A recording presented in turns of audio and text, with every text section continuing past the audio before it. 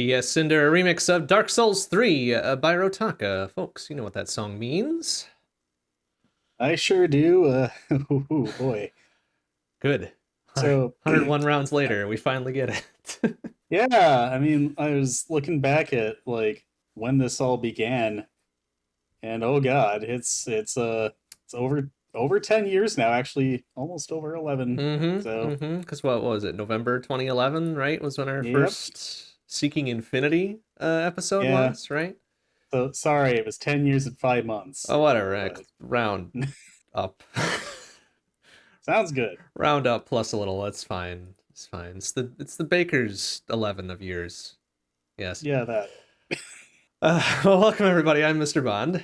And I'm Tormod. This is Insert Credits. This is a little podcast slash stream we do about the video games. We start Oh off with yeah. some news. We do a little bit of a little music break to listen to some good tunes, and we talk about what we've been playing since last time.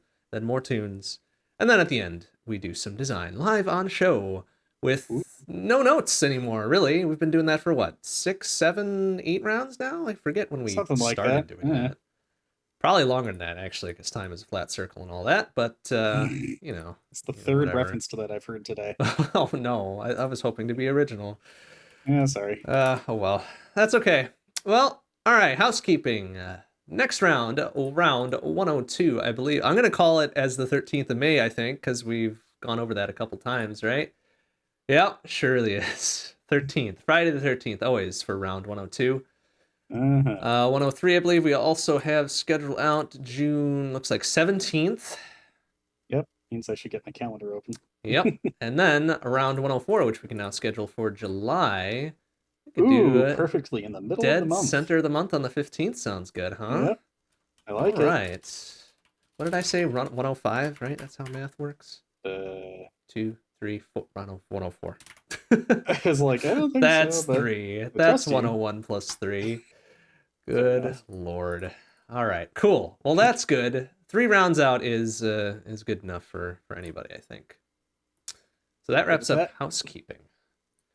So around the world, let's talk about some news. There was plenty of like kind of shitty news, and I decided this time, no. How Okay. about we do some okay or better news?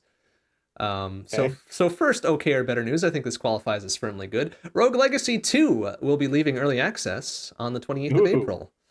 Okay. Yeah, that's been in development for more than 1 year. Has been in early access for more than 1 year. And Hmm. I've refrained from playing it myself because I want to play that when it's fully ready, which luckily we only have about two more weeks to wait. It should be fun because Rogue Legacy 1 was a pretty good time. That was one of those kind of iconic, well-known indie games back in, oh boy, was it 2013, I want to say? I think it's 2013, maybe 2014. But a significant amount of time ago, it was one of the better known indie games and had very good reception, and now hopefully number 2 is even better. Typically, Well, the number 2 games have been pretty solid. Spelunky 2 has been real good. Risk of Rain 2 uh-huh. is great. Receiver 2 is pretty fun. A lot of 2 games. It's the movies that the number two is kind of, Right? Except for Terminator 2. yeah. Terminator 2 is really solid. Okay, you're not wrong. Which does remind me that next time we visit, we need to have an Arnold Schwarzenegger movie marathon. I That do was have requested by Vlad, I so do have plenty of those. Oh, I know. Probably more than one solid 24 hours of Arnold movies, good, bad, or otherwise. All right. But anyways, Rogue Legacy 2 coming out on 28th of April. Unreal Engine 5 has been officially released. Epic has been announcing that for a long time, and now it's officially out there. Early reports so far have kind of confirmed what everybody already knew. The porting over from Unreal Engine 4 is mostly painless. Cool. Which is good. Which is good. Of course, their tech demos and other kind of showcases of it look fantastic. And usually I don't like to crow about that because honestly, photorealistic games and shit, like I don't care. I don't care about the reflection and ray tracing off of somebody's eyeball, but it looks pretty. Yeah. So that's good. Unreal Engine 5 out. Activision Blizzard, we've had plenty of bad news about that. Here's some what I would consider at least okay news, maybe a little bit above. They Uh-huh. have announced that they're going to hire on their entire temporary and contingent QA staff as full time, alongside pay raises rather, and full benefits, which is good. Curiously, however, they excluded Raven Software QA, their subsidiary, which have already voted to unionize, from that announcement. So what the hell, first of all, and Uh-huh. second of all. So we'll see how that shakes out. I mean, I think it's unqualified good that they're bringing those staff on as full time with pay and benefits and all that. But Right. then excluding the one of the major groups that brought this to the forefront is kind of okay. Eddie. What are you doing here, AB? What's going on? Of course, Yeah. we've learned not to expect very much from them. So what are you gonna do? Oh, I did sneak a few couple bad news things in here. What was I thinking? Oh well. Mm, So obviously NFT garbage continues to be a thing and also garbage. Ubisoft was one of the first major game developers to really jump full bore into NFT garbage. Their first foray into it with their, I don't even know how to describe them, NFT assets, I suppose, to Ghost Recon Breakpoint was a massive dumpster fire, which brought me no end of entertainment. That did not scare them away from doing NFTs in future projects, as they have announced that their future projects will still include NFTs. The full irony of which is that they are shutting down Ghost Recon Breakpoint. So, anybody who bought NFTs through there, it will now be worthless. As in, completely worthless, literally worthless. They will get nothing. So, good day, sir. cautionary tale, which everybody already knew, but apparently some people didn't. Don't buy into this garbage, please. Please do not. Do not encourage them. Do not even show them any money for it. This will end in tears. Trust me. Hey. And unfortunately, one more bit of NFT news. We were talking a couple rounds ago, maybe two or three, that Sega was taking a remarkably guarded approach to NFT inclusion. They didn't quite commit to not doing it, but they said they were watching the market and said, "Oh, it doesn't resonate with our player base," or some other weasel worded statements. Trademark filings have shown for Sega that they might be planning on including NFTs after all in future projects. So, remember how we were cautiously optimistic that they might not do a bad? Our Caution was optimism. well chosen there. Yeah. Yeah, unwarranted. We were right to be cautious, and unfortunately, we were let down. So, great. Thankfully, I stopped there with the bad news. Let's bookend it with some good news as well. Another bit of good news. Remedy Entertainment is remaking Max Payne 1 and 2 for PC, PS5, and Xbox Series S and X. Nice. Max Payne was one of the iconic 90s ish shooters, and it was responsible for popularizing bullet time. So everybody's got huge nostalgia for it, or whatever. I remember Max Payne 1 being really good. I don't think I ever played 2. I think there were a couple titles afterwards that I never really paid attention to. But everybody's like super excited now about these remakes coming out, which is good. Which is good. I'm glad people are excited. Let's hope they don't screw it up. That would disappoint a lot of people, surely. But I'm really looking forward to what they're gonna do with it too. So I would love to revisit at least Max Payne 1 because I remember having a good time with it, and maybe Yeah. this will encourage me to play Max Payne 2. There you go. It'd be real nice, a nice modernized version of it, I suppose. Hopefully without NFTs. Haven't heard anything about Remedy's plans for NFTs, right? So again, cautiously optimistic that they remain out of that space. That's all. Forever and ever. Yeah, exactly. That's all the news I got. Hopefully, you've got a better proportion of good news than I did. Apparently, I kind of ignored the bad stuff, so good, yes. great. All right. So we started Tunic last month and have made some pretty significant progress on it. We haven't beaten the game yet. We kind of want to do the 100% thing, etc. So, that game is isometric and doesn't necessarily have a fixed camera angle, but it's very cute.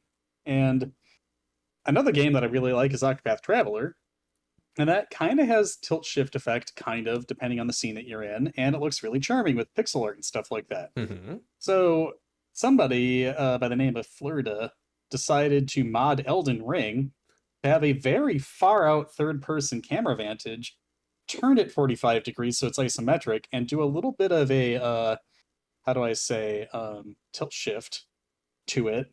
So it looks really, really cute, and it's really far away. So it kind of looks like you're playing Diablo or something like that.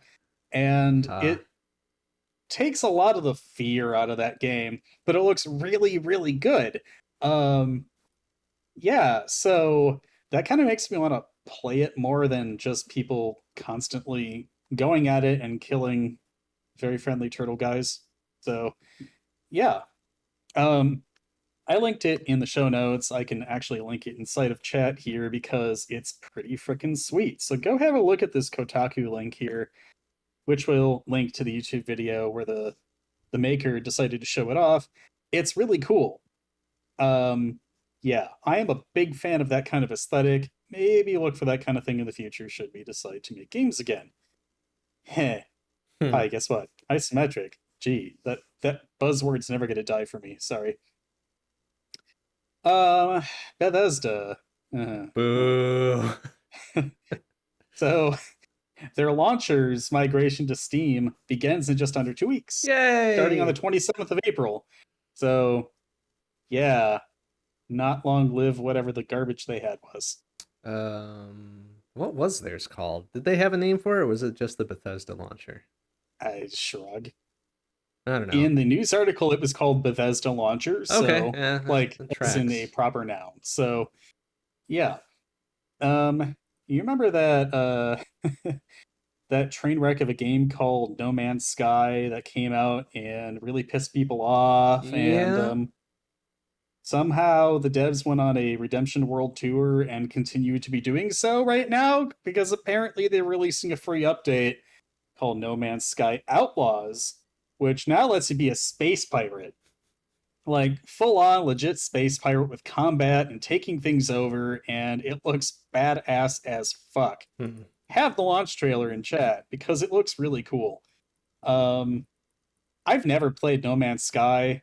I don't know if I will, but it's certainly more approachable now. The community is huge. Everybody is on board with this now, and now this just shows up out of nowhere, and it's like surprise, you get an update. It's like being on the Oprah show before it got weird. I So tried to play it once, and I gave it yeah, like an hour, and the tutorials, the heavy-handed tutorials, just bounced me right out of there. For whatever reason, I could not take it. So that is fair. I turned it off. I'm like, you know what? This isn't for me right now. Maybe I'll try again later. So maybe I can try again now. Hey, there you go. I mean, even if you just want to fuck around to be a space pirate and that's Mm-hmm. it, like, Mm-hmm. sounds like a good game to me. It's like, I don't know, Outlaw Star and several other anime of that type, Cowboy Bebop, Right. God bless you. Yeah. Um, yeah, yeah, you can relive your favorite late 80s, early 90s anime. Um, yeah, the animus. So, speaking of animu, um, if I were to ask you what you think the most convoluted, acid trip, batshit crazy RPG series in the last 20 years was, you'd you probably have a single answer, right? Yeah. Maybe. Yeah. Kingdom All Hearts right. easily. Yeah. Yeah. So they recently just celebrated their 20-year anniversary from the 20 first game. years. Fuck. Yeah. I remember people talking about Kingdom Hearts 1 question mark. I don't even know what the fuck the timeline is. The first game that was released. People in high school at the end were trying to get me to play the game. And I played it for like a grand total of 5 minutes. And I was like, what is this shit? Like, I just didn't get it. Like, all right, firstly, Donald Duck should not be doing that with a key, so maybe don't. But I don't know. In any case, they're celebrating 20 years. They've announced two new games. So Oh, after 20 years wow. and like dozens of releases, they're coming out with Kingdom Hearts 4. Also, Kingdom Hearts Missing Link with a hyphen between Missing and Link. Those are So surprisingly subdued names. yeah, I mean, we don't. Yeah, Where the I'm not heck? going to joke on it. I joke on it all the damn time. Where are our fractions, our exponential notations, our irrational numbers? What the hell, Kingdom The Hearts? subtitles to the subtitles, etc. Exactly. Yeah. mm-hmm, Which we've absolutely lampooned with some of our titles in the past, mm-hmm, to mm-hmm. great effect because it was hilarious. But yeah, so Kingdom Hearts 4, where that falls on the timeline, I don't fucking know. Dream Drop, Distance, something, etc. Cupcake Edition. But yeah, Phew. well, another sequel that we've been waiting for, has been delayed. But they gave us a little treat. So, as everybody expected, the sequel to Breath of the Wild, which continues to be called the sequel to Breath of the Wild in all of the trailers, has been delayed until spring of 2023. But, like I said, it has a new trailer, and it has never before seen footage, which shows things from a different part of the story. We're fairly certain because Link looks a bit different this time around. I'm not going to spoil anything, but you can go watch the actual video itself. So everybody's theorizing, oh, gasp, what could this possibly mean? And, you know, you've played a Zelda game before. You could start to kind of infer some things. It's a Zelda game. So, yeah, go ahead and watch the minute and a half delay trailer. But it's Zelda, it's Nintendo. I fully expected them to delay this game at least 5 times. So there's people theorizing that they're delaying it on purpose because, gasp, a new console is going to be announced. It's going to be the launch title, etc. Because, well, that's happened several times already. So, regardless, I hope it looks great. People are saying, wow, this footage looks really interesting because it's like steady 60 FPS and it looks like it's rendered really well. And I see. Okay. So yeah. Well, gives me more time to replay number 1 to remember again what the heck is going on. Yep. So go and do the thing again. But I'm sure lots of other things happened over the last month, but those things stood out, and I was content with that. I think it's good that we... Yeah, I think it's good that we went with more positive-ish news this time. We all needed this. Yes. And we should probably continue to do so, because there is honestly a lot of news every month. And sometimes it starts off slow, like right after the show or something, and then it just kind of dumps on you like 2 or 3 nights before the show, and then you're like, ah, shit, we've already got like 20 topics between the two of us. What do we do? And honestly, like, that's kind of why I just stopped doing show notes early, because how it happened every time I did that was just this rush of important, cool things at the very end, and then we had a show that took like an hour to get through the first section. So, yeah, I mean, don't get us wrong. Like, go and keep active in the things that are announced or being announced. Follow your favorite topics and games and publishers and things like that. Like, we're only going to cover a little bit, but I wanted to focus on the positive things. Right. Unfortunately, I guess Breath of the Wild sequel being delayed isn't a positive per se because we can't play it right away, but having a better and more polished game. Yeah. I'm always a fan of not treating your devs like shit. So, yeah. We can wait. That's not a big deal. Oh yeah, we've waited before. We'll wait again. This is just going to be the way it is. But okay, Toonskis sounds good. So we can have ourselves a positive audio experience. Oh yes, these are fun and good songs. We will start with Dancing Bossa Nova by Pixel Pirates. I love the alliteration. From Donkey Kong Country 2, Diddy's Kong Quest.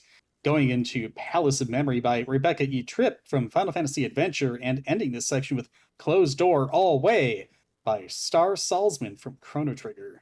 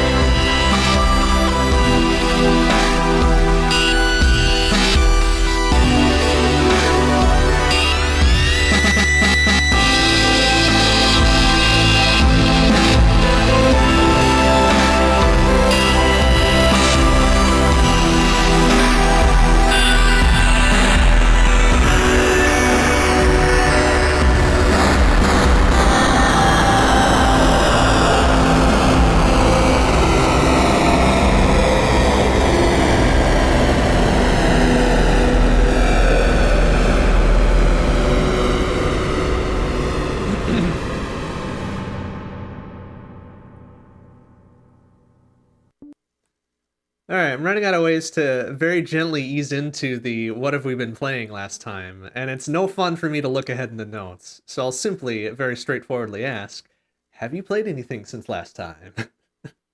Yes, I played Good. one thing outside Excellent. of like guided Vlad around and stuff. Um, so Enter the Gungeon obviously has a two-player mode, Mm-hmm. and Mm-hmm. I have been playing as the hooded purple child that everybody hates. And it's kind of rude. Like I'm a person who likes to talk to all the NPCs and stuff, and the game just does not like you at all. And it's sad. Just a little sad. That is So true, but have you gotten to experience playing after the main player has died? a little bit, yeah. Okay. Yeah, I did the Yeah. revive. I also died, and then Vlad took the revive from me so that I could be revived, and then like it's funny. So you've Yeah. noticed then that your character actually gets a stat boost if you're Yes. the only one around, which I think is funny. Yeah, no, I think it's great. Not that I survived terribly long in that instance, the one or two times that it happened, but um, I will say that um, Vlad has obviously played the game much more than I have. So Chamber One managed to get the emblem from that two or three times now, which is pretty good. Managed to clear the oubliette once. Um, we've gotten to Chamber Three three or four times. So um, we're still trying to figure out exactly what goes to the shrine, but we have a good idea. Mm-hmm. Mm-hmm. Um, we've been rescuing lots of various and strange things from cells. And let's see here. I forget the name of the gun, but the one that shoots planets and stuff. That's probably my favorite one. That's real entertaining. Um, I would tell you but the name of it, but I don't remember, considering there's 100 or more different weapons. oh yeah, yeah, yeah. Um, No, they've been very entertaining, and actually seeing some of the combinations happen has been kind of cool. Like the game seems to bias giving you something that goes with something you already have as you clear a chamber boss, which Mm-hmm. I think is neat. Um, obviously, we figured out the mechanic of the less hits you take, the better the loot is, that kind of stuff. We've learned how to spot mimics. Um, Good. definitely much better at killing them dead, which is great. We ended up getting the item that reveals or has the little mole people or whatever reveal Mm-hmm. secret rooms Mm-hmm. once. And unfortunately, we didn't have anything explosive to actually make Oh. it do anything. And I haven't been observant enough to see if those types of secret rooms can still have a visual appearance without the item. So, don't know yet. Haven't really gone looking. Well, Um, if you figure that out, let me know, because I haven't seen any sort of indicator. okay, I, that is w- fair. I will say, and hopefully this isn't too much of a spoiler, that there is usually an secret room per floor, or per chamber, rather. Yeah, I kind of figured that there would be because when we had that item, there was only one. Mm-hmm. Um, so I've been trying to remember to look at the walls in rooms that otherwise seem too big and don't connect to anything. Curious. Or if there are Um, convenient gaps in the map you've put together of where a secret room could be. that's good logic. Um, obviously, we figured out how to get to the oubliette, so Mm-hmm. Mm-hmm. um, I think I ended up figuring that out with you at some point. Just be like, hey, I have the snowballer and there's fire here. Tee hee. Oh god, it went away. Yeah. And then obviously the water barrels and stuff existing. So no, that's been kind of fun. Haven't found if there's other triggers like that yet, but we'll see. So it's been really entertaining to watch. Um, been very frustrating for Vlad, but that is the nature of roguelikes. Yeah. So Yeah. yeah, but Well, yeah, no, that's when, been real fun. and I say when, not if, when you do get past Enter the Gungeon, I would heartily recommend also Exit the Gungeon as kind of a cap off to it Yes. as well. Very nice. Probably Okay. a little bit less frustrating, I think, in terms of time spent versus payoff. So it's not Gotcha. quite as grindy, but it is Okay. still a very fun game. Cool. Otherwise, the big thing that Vlad's been playing that I've been watching and or helping with puzzles has been Tunic. And obviously don't want to say a whole lot because it's still a very fresh game. Um, we've been solving a lot of puzzles. We have not put in the effort to completely translate things yet, but we have the elements necessary to do so. So at some point we'll actually take the time to become linguistics masters on that, but Mm-hmm. not Mm-hmm. yet. Obviously no spoilers. Hi Sean. Right. Um, but fantastic game. The soundtrack is just amazing. Please go to the composer's Bandcamp and have a quick listen and or purchase. I should have looked that name up beforehand and totally forgot. Um, somebody please elucidate me. Um, but no, it's been fantastic. And well, Jamsus in chat here, um, a close friend, um, has recently started playing Tunic, so that's been enjoyable. And Vlad and I, have been on a quest uh, Hmm. to get as many people to actually get the game as possible. With Game Pass on PC, it's also free. It's not just free on Xbox. Spend the $30 on Steam. Buy the soundtrack on Steam if you want. Whatever. It's real good. Um, I will say that there is a quantity of things to find at some point, and finally beat our heads on the wall enough until dope. So that's as much as I'm going to say about that. That was probably our last major victory there. So, but cute foxes and having swords and stuff. Good game. Also isometric.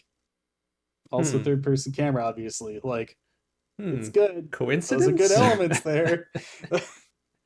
So yeah, keep your ears open when you're playing that game. You'll hear some good stuff. But gosh, I don't really remember many other notable things from this month, I guess. We've been traveling a whole lot. Mm. Mm-hmm. We we've been watching TV, gasp, Oof. while we have dinner and stuff. So like I could say Enchantment's a pretty decent show if you like The Simpsons and or Futurama. So Oh, is that's on that Netflix. the Matt Groening follow on, right? Yeah. It's pretty good so far. I think we're on season 3, maybe. I don't know. We just started a new season at some point. It's pretty good. I like it. But yeah, we've been doing about as much of that as gaming, so I figured it was worth Mm-hmm. mentioning. Mm-hmm. Mm-hmm. But we are going home to Austin tomorrow and staying there allegedly for more than a couple weeks allegedly. Ooh. So that'll be Hey. nice. We can actually maybe start allegedly playing games. Looking forward to it. I feel like On a there's a TV that is more than 1080p, that is bigger than 32 inches. yeah, feel like that was a lot of allegedlys in there. yeah. I have some trust issues, I but mean, that's fair because of how things have been going, so whatever. but we should be there through the end of May at least, probably into June, because if things aren't delayed, then cool. So that should afford us the time to get the tech stack back up, play some games, maybe look into getting a bigger screen for that media room that we didn't realize was just this big barren open room on the second floor, really. So yeah, we'll see. I want to play games. We're probably going to play Enter the Gungeon a lot more and Tunic, so I'll have more to say on that next time. Very good. Well, I figure I'll start playing Tunic soon as well. Maybe not the very next game I do, but probably the one right after. Like, I would love a prod for that because good game. And it's fun watching you play puzzle games, like watching you do the beginning of La Mulana oh my just god, fucking La constantly. Mulana. yeah, Stupid ass yeah. game. I think we're gonna suffer through that one at some point, just because it feels like a rite of You passage. But better. If I gotta suffer, so does everybody else. yeah, yeah. I Although mean, I willingly played through that game myself, so I have nobody to blame. have you gotten to La Mulana 2? Yes, I did play through La Mulana 2. That was took me about double the time as La Mulana 1 to get Okay. through. I Um, have no idea what the lore is outside of watching like 30 minutes of Author Blue's like actual lore presentation. Like I get some of the overarching stuff with children and stuff, and I'm like, mhm, yeah, that's mhm. cool. I don't want to spoil it all. So I just know the games are long. Very long and very frustrating Oh yeah. and very But obtuse. if we ever get to that, I'll let you know so that you can laugh at us. Good, very good. What goes around, you know. But Well, okay. Aside from that, then, the past actually the only normal stream game I've been playing since last time has been Unexplored. It's a game from 2017, so slightly older, I suppose, if you want to consider it like that. And it's extremely NetHack like, like very okay. NetHack. With the exception of it's real time, not turn based, which Okay. is great for me. Like that's like my one big complaint about NetHack is that sure you can think about what you're doing, but I'm not patient enough to do that. Which is why so many of Fair. my runs end up with me like, oh, I don't know, engaging fire ants or getting stung by bees or I don't know, Mother, summoning a don't. water demon or I don't know, like any other number of things that I could have easily avoided but did not because I'm an impatient idiot apparently. Can you But curse Excalibur? right? You No, I'm can saying like, I can can you? I think you can. Yeah. I was There just thinking of like, oh no, I put my hand in the fountain and I got a cursed Excalibur. Damn it. Well, no, I mean you always get it blessed, but I think Fine.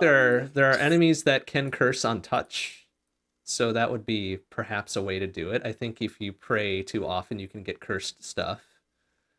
Yeah, there's definitely a way to do it, I'm sure.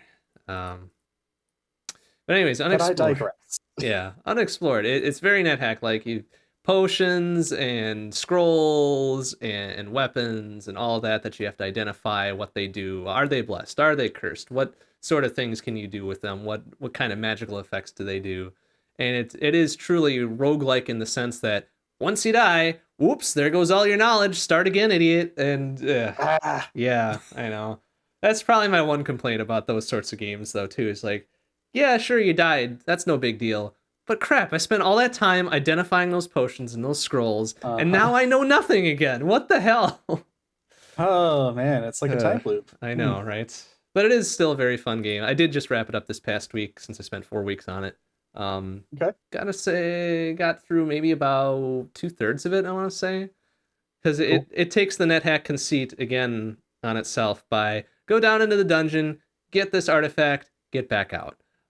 So straight up NetHack Do you in get in bones that regard.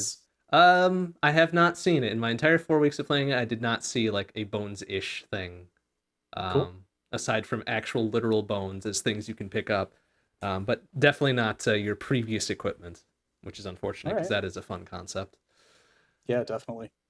Uh, okay, so yeah, I wrapped up Unexplored this past week. Who knows when I'm going to start next week? On the Shmup Book Club side of things, we've got two new shmups this month. One for the month of April, Metal Black, arcade game. Pretty standard side-scrolling shmup. Um, it's more competent than Phalanx was, which we had last month, which was for SNES. Very fun, good music, pretty solid mechanics to it. The one kind of interesting thing about this one that people haven't seen yet, since we just started playing it like the past week or so, is that Mhm. there's actually two different endings to it. If you get to the final boss and die, you get one ending. But if you get to the final boss and win, you get a different ending, which is very interesting in and of itself. No clue which one's the canon one. I don't think there's a Metal Black extended universe that follows the storyline or whatever. So that's still up in the air, but it is a very neat game all the same. Cool. The new game for Q2 of 2022, April through June here, is Dodonpachi. This is one in a large series of Donpachi, Dodonpachi, whatever esque titles. We've played at least 3 or 4 different ones throughout the club's history. And this happens to be one of the more mainline ones. I believe the second one, in fact. Um, Very fun. Very. It causes me to make a number of shmup-related noises quite frequently, because things get very hectic and surprising and frustrating. But it is a very good game, so definitely recommend that one as well.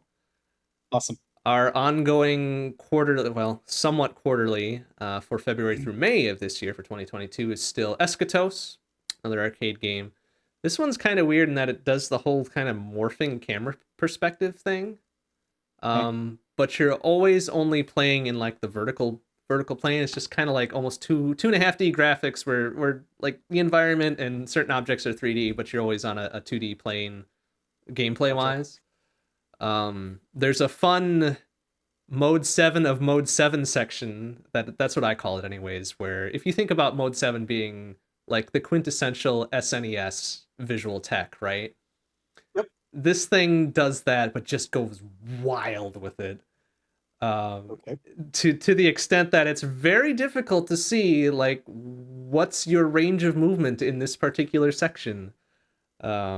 Which they do help you out visually a little bit by giving you some actual borders to say, hey, you can only go side to side here a little bit, but not enough apparently because you'll get sniped by something or whatever. Um, Whoops. yeah, still a very fun game though. We've got until the end of May to finish up that one.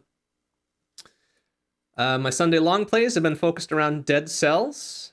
It's an extremely fun game, one that's had several content expansions since I did that for regular stream 3-ish years ago, I think. Um, Very difficult.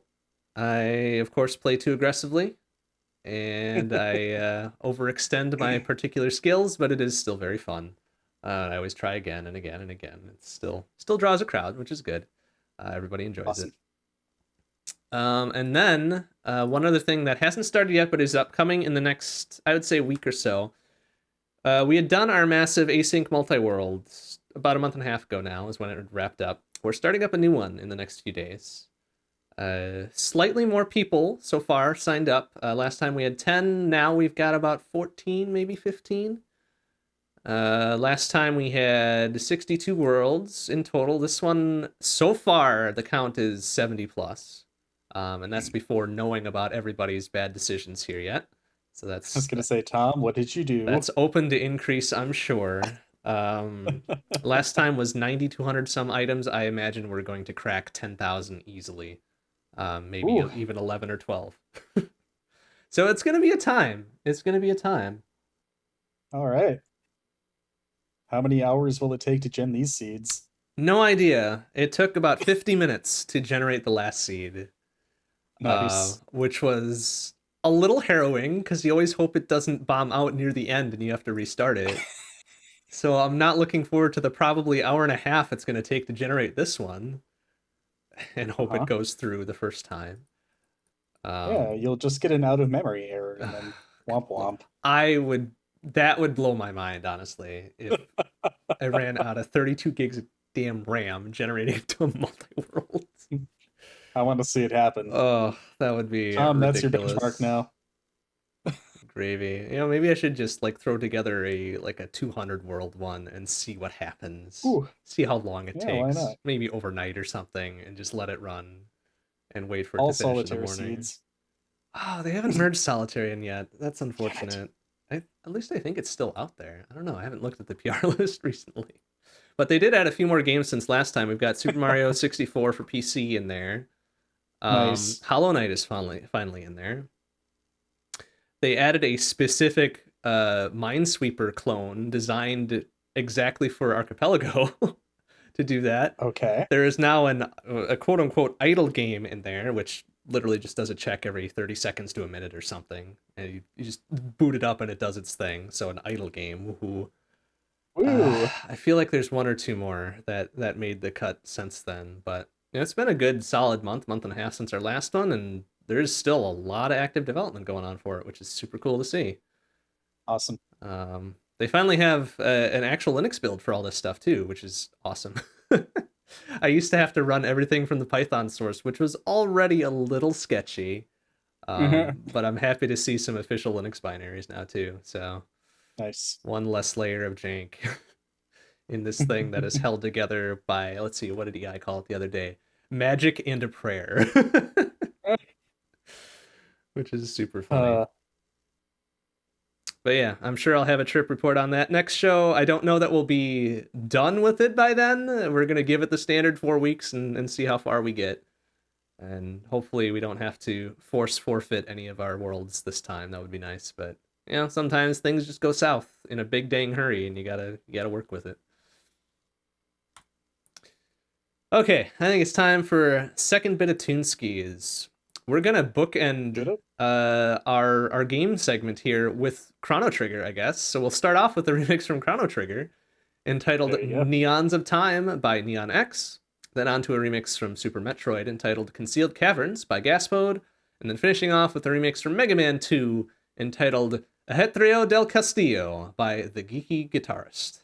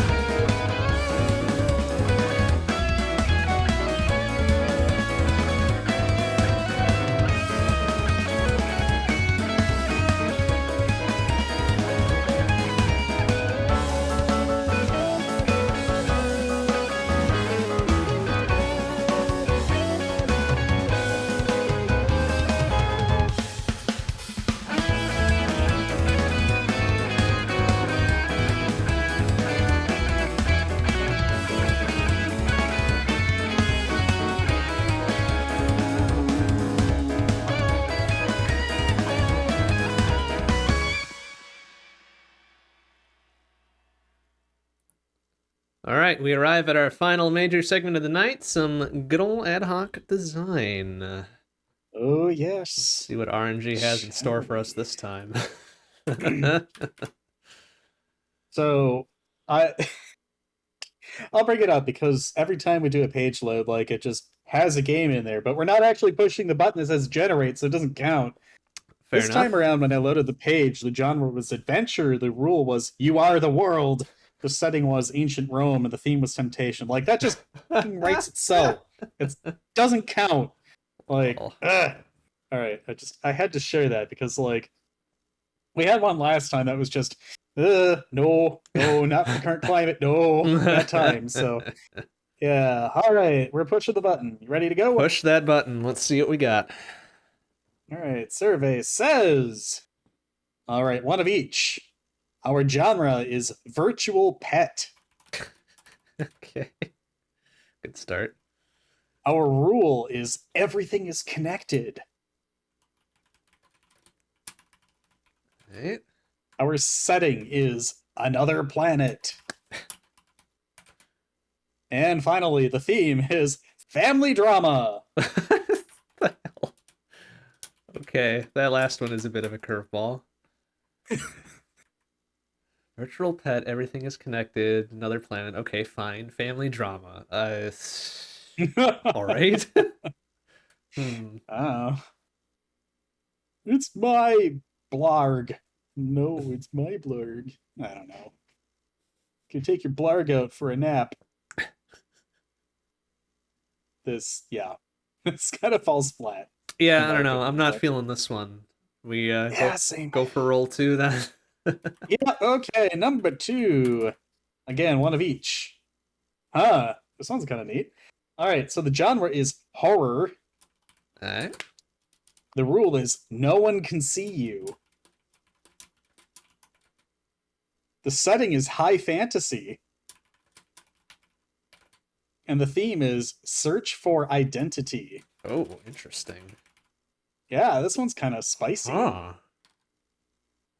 Horror, no one can see you. High fantasy, search for identity. Hmm. So I have tons of ideas for this already.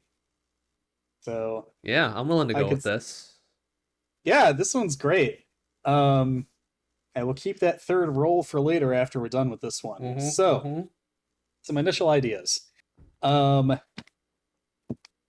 Either by curse or some unfortunate death, you're bound to the earthly realm only to be released from this eternal, I don't know, not really going to wherever you go after you die, until someone does something for you or like uncurses the relic or something. So it's a So, horror game. okay. So like imagine, Lord of the Rings or the old Sword and Sorcery, whatever. Just imagine yourself a setting in that whatever.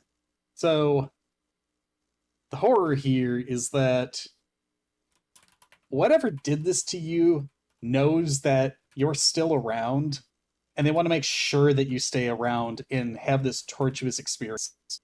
And they know that you're going to try to communicate with the living to some way impart upon them the knowledge that they need to do this thing so that you can finally rest in peace. Okay. So they're going to start going after everyone they think that you are trying to get in on this. So it's going to be some sort of Resident Evil slash the wizard in the high tower, whatever garbage. You live in a hill. I don't know. Um, Search Okay. for identity. Go ahead. So we're looking at like limbo, but still attached to the earthly plane type thing, right? Yeah, kind of. Yeah. Okay. Your only way to escape this limbo situation is to have someone finally completely destroy your remains or something. Like you got to have the end goal there, and eventually it's going to be, oh, finally my essence scatters in the sky and poof, I'm gone forever or some such. Like, whatever. Okay. You do it as florid as you want. It's high fantasy. But so no one can see you. However, you have the ability to interact with the real world in certain ways. And it feels like one of those kinds of games where the more you go along, the more acclimated you become, so you can do more in order to make things happen, to make signs happen, to do something that will give people more detail. Mm-hmm. Mm-hmm. Mm-hmm. And whether that's by learning skills or investigation stuff or even having the living things fight bosses for you and you gain a little bit of their skill or something like that. Not really sure. But I'm kind of twisting this around for the search for identity. These people that you're trying to get involved in this have no fucking clue who you are. Um, or we can go the route of I'm dead. I don't know who I am, but I need to find out in order to do something. Like the whole Galoof situation, or the protagonist in Fire Emblem Awakening. Spoilers. Um, Oh no. I don't know, but something like that. Like I don't know, that game you woke up staring into the sky in the middle of a field, not knowing what the hell happened, and you're like, I don't know who I am, but I guess I'm good at tactician stuff. Lol, it's a Fire Emblem game. And then How suddenly you're the convenient. evil bad's like son or something. I Oh, don't know. weird. I don't remember the specifics, but like you don't find out until the very end. Gasp. Um, yeah. So that can be taken either way. I think the search for identity is kind of more interesting if it's the real life people that don't know who you are.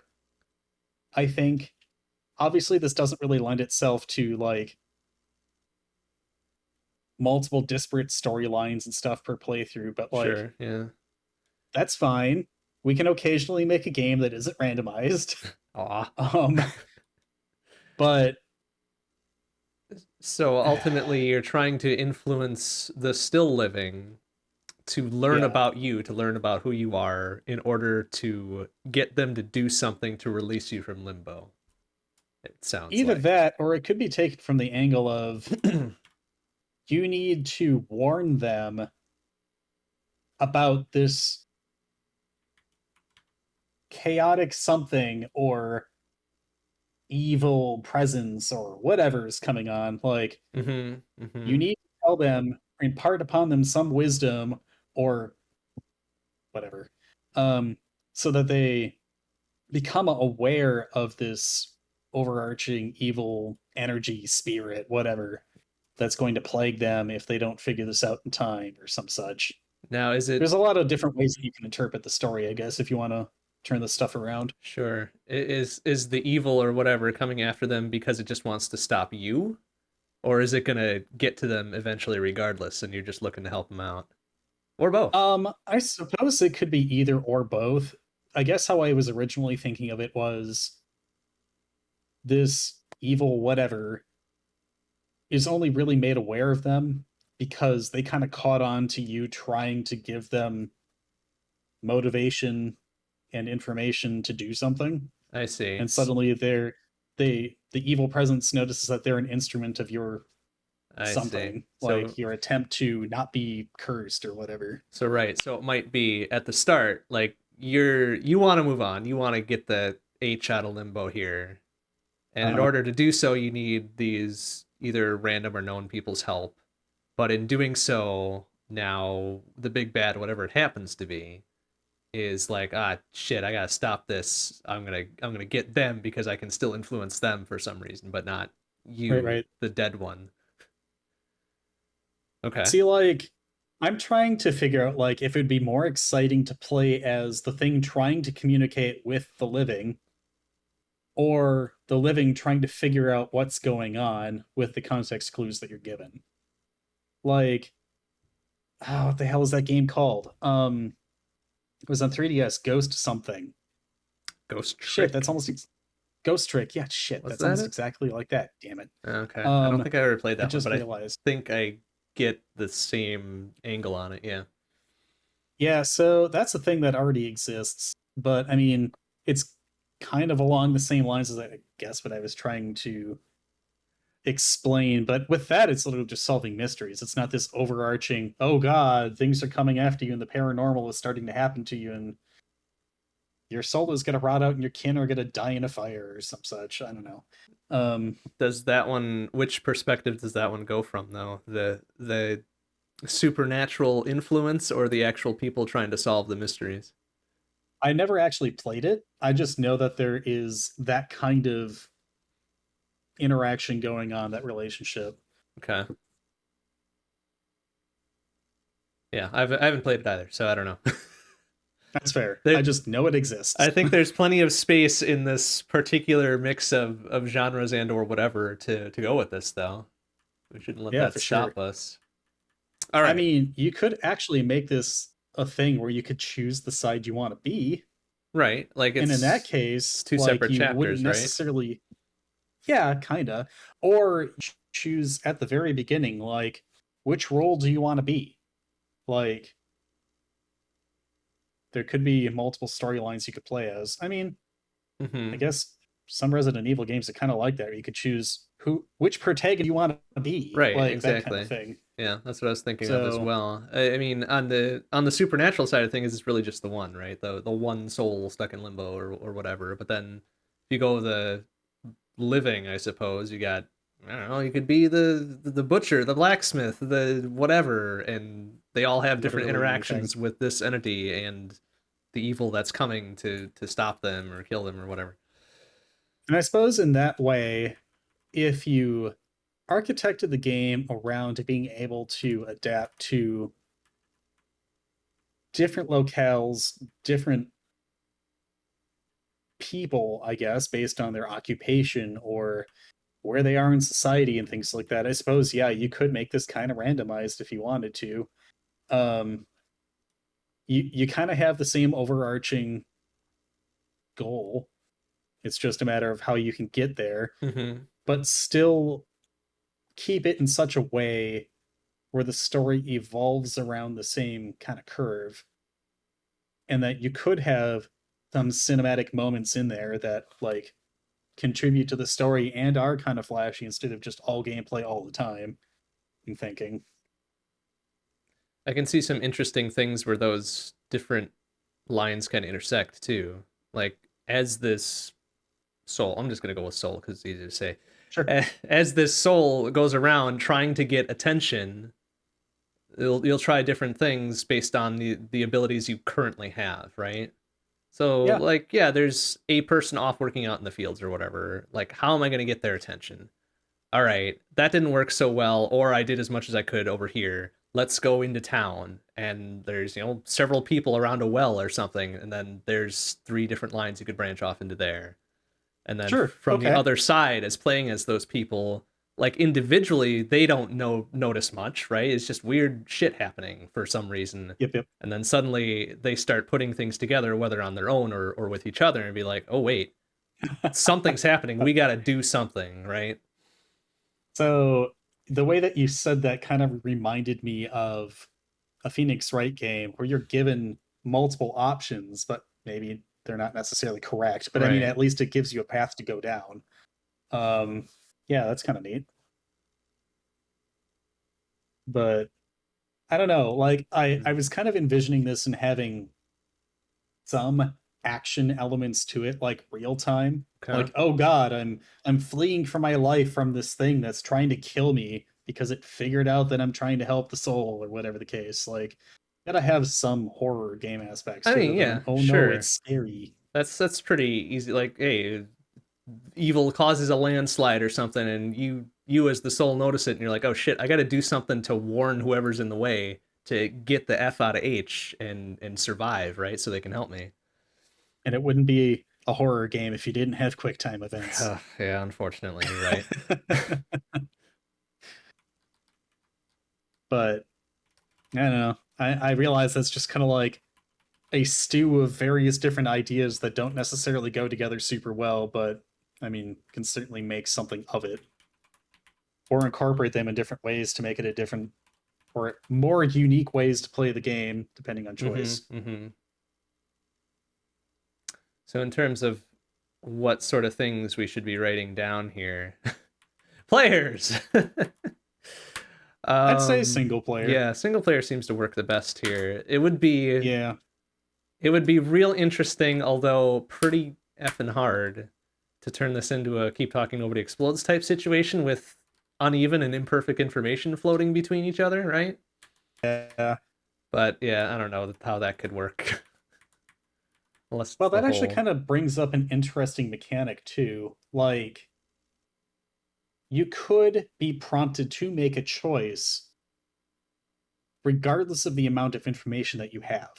Like, if you took too long to do something, or if you did something in a particular order, you could be forced into a situation where, like, oh, well, you snuck into this house, somebody notices that something's wrong, you have to make a decision now, even if you don't have all of the possible clues you could have and things like that. Like, yeah, I suppose in that way it's kind of choose your own adventure like, because there could be very dire consequences for fucking up, or maybe not the best thing happens, but you're able to get out, but then you have to start over with something else. Sure, yeah. And even the It's non-time interesting. sensitive things like, oh, you see a sign up ahead. Do you leave it pointing the way it is, or do you turn it around? And then Oh, sure, that yeah. doesn't come into play until later when somebody's running to get away from something or to warn somebody else about something.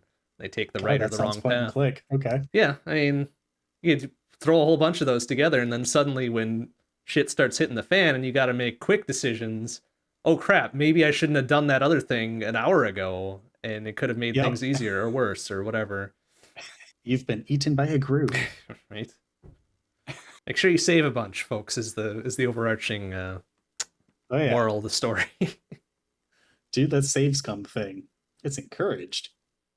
And rotate your saves. Just, Never use just one. yep. It's kind of like actually reading a choose your own adventure book. You got to keep your thumb in the page so you Right? can go back if it fucks up. Oh shit! I'm out of digits on this hand. What do I do? Yep, exactly. Wow. So okay, so we've got a lot of possibilities then. Input method, you said point and click, like that works for like the non-time sensitive stuff pretty well, I think. I mean, I'm not necessarily sure that I want to do point and click per se, Sure, like but there's always options. have it in a 3D environment and be prompted to interact with certain things. Just do the, like, the vague highlight around something and like, hey, this is a thing you can do stuff with. I really do think it would benefit from being in first person point of view 3D. I think it would really enhance the experience. Of horror, right? Yeah, there's a lot of different things you can do from that perspective. So you're Plus, inherently limited in with what you can see. more resolution available to you and a third dimension, you can make things a lot more subtle. So I think finding subtle clues will reward the player more. Like, you might be able to get through something without finding the clock key or something like that, but like, you're going to have a pretty outstanding benefit if you find the small things. Just ideas. All right, how about point and click / navigate and interact? Sure. It's like input methods are like, oh, keyboard and mouse, controller or whatever. Well, yeah, but Pretty much. I mean, honestly, like, either would work for that too. Like, as long as you had 2 analog sticks, yeah, I mean, there's your camera controller, right? Easy. pretty You much. you can move, Yep. you can look. What else can you do? Who knows? Good luck. Shrug. Look at that thing that's highlighted. I bet you can do something with that. What? I don't know. Let's have the tunic approach. Yeah, right? Random glyphs, question mark? Yes. But that seems fun. Yeah. I don't even know that we need to say a specific graphic or audio style either for this. Like there's enough to go on with I mean, it really kind of depends, like, as we get into like actual mechanic decisions and stuff, we can start deciding, okay, well, maybe we want to have a switched perspective based on what kind Mm-hmm. of Mm-hmm. thing we're doing. I don't know. And audio style seems kind of like, I don't know, it's a horror game, like horror audio. I mean, honestly, like having minimal music depending on the scene or something like that, but really having important and I don't want to say verbose, but that's kind of the thing I'm getting at. Like being very deliberate with sound effects Mm-hmm. and even just ambient noise. Like make it super obvious that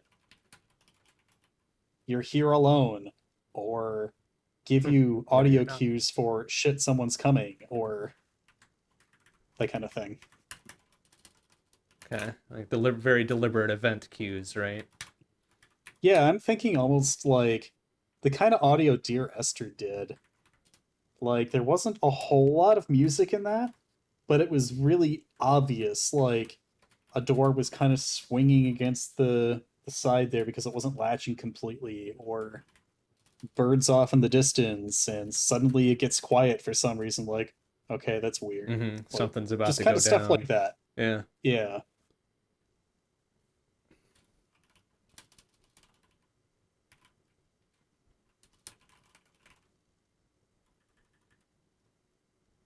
We're down to inventory, Mhm. if there is any, really. And I think hmm.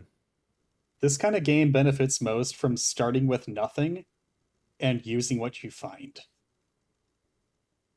Like, I have no idea what exactly the inventory should be, but you're just some rando. Like, cool, I bale hay, and suddenly this extra, I don't know, this ghost like being is trying to tell me to do stuff. I have a pitchfork. Yeah, I mean, at this point, it's Like, what you have in your pockets and on your person, and then whatever else you find, right? yeah, exactly. Okay, yeah, I'm a blacksmith. I got a hammer. Yep.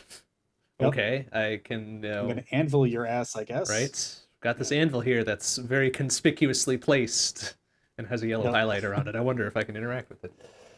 Hmm. Got me thinking about coyote time.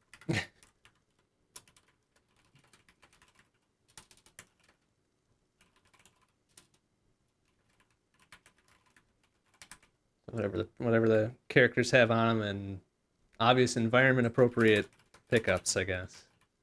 Seems that way. Okay, Out of curiosity, where are you typing this all out? in the show notes, the bottom. I'm not seeing it. No, it shows up Maybe I right gotta there. refresh. I'm just like, see this. I see old That's stuff. said you were there.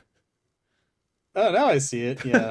It must have broke the connection at some point. I'm Yeah. like, this is Oops. definitely an old show. Oh well. Yeah, Okay. I definitely cleared the thing out before we started here. So, Gotcha. oofa. Yeah.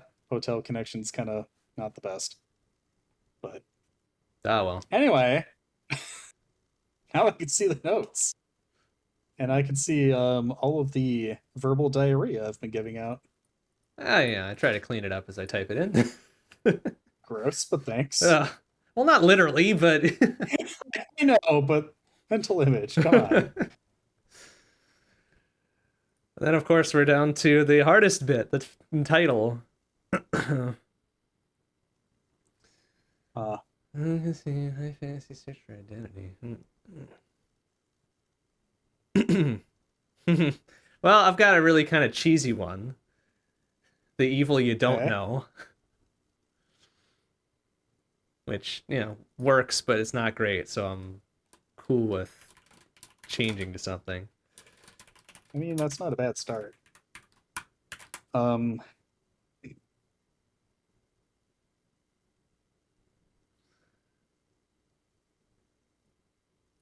could do something like dangers unknown. I don't know.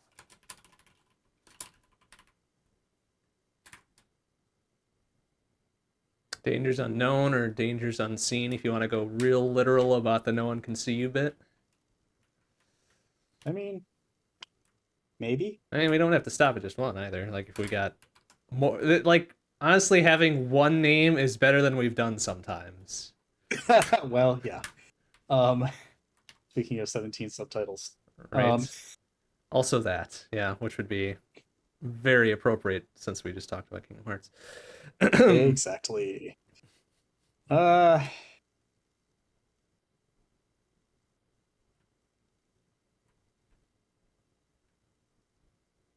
like creeping, menacing, lurking, like those are all kind of Playing up the horror aspect. right. Shifting shadows, or I don't know. That could be the subchapter names for the different perspectives, right? There you go. Actually, that would be kind of clever. I like it.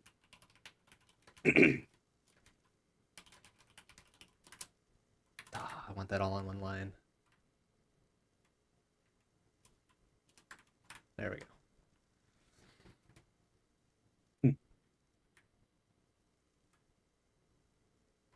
Yeah, I don't know. Shifting shadows, though. That feels pretty I like good. that alliteration. Or consonants, rather. Excuse me.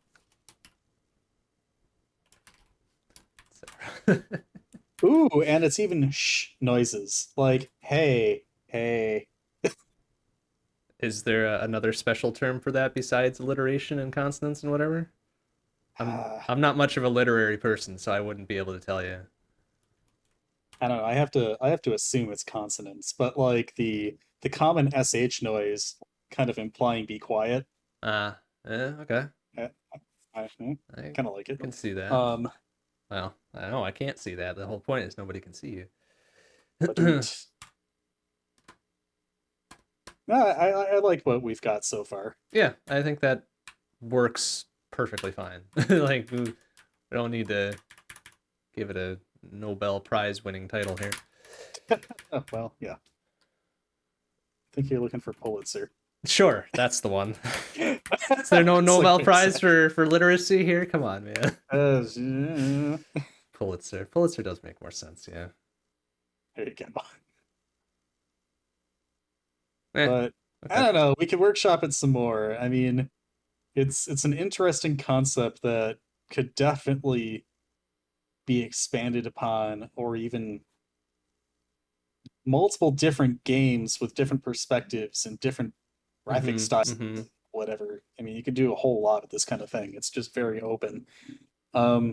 Cool. We made ourselves a game series by accident. Good job. We can even work an isometric one in there just for old time's sake, right? Yeah, the main character can be a fox. There you go. Okay, yeah, that sounds like an unserved market. Yeah, exactly. There you go. Good. It's actually kind of interesting. Like, it's the Nancy Drew series for things that die real fast. I don't know. Shrug. That's the awesome one sentence elevator pitch for this whole thing. All right, cool. It's like Nancy Drew, but horror. Babysitter Club gone bad. Oh no. Boxed up children. Ooh. That's a good play on the title, though. I like that, but ooh. Moving right along. All right, we are done with this game. We've done it yet again. Yes, sounds great. Cool. Love it. All right. Well, we're coming to the end of insert credits then. Anything else we need to impart that doesn't involve weird horror titles for what is presumably wholesome childhood material? See you in a month. Very good. All right. Well, thank you once again, everyone, for joining us. I'm MrBond. And I'm Tormod. We'll leave you with our typical closing track, a remix from Mario Kart Wii entitled Wind in Your Hair by Overclocked University. Good night, everybody.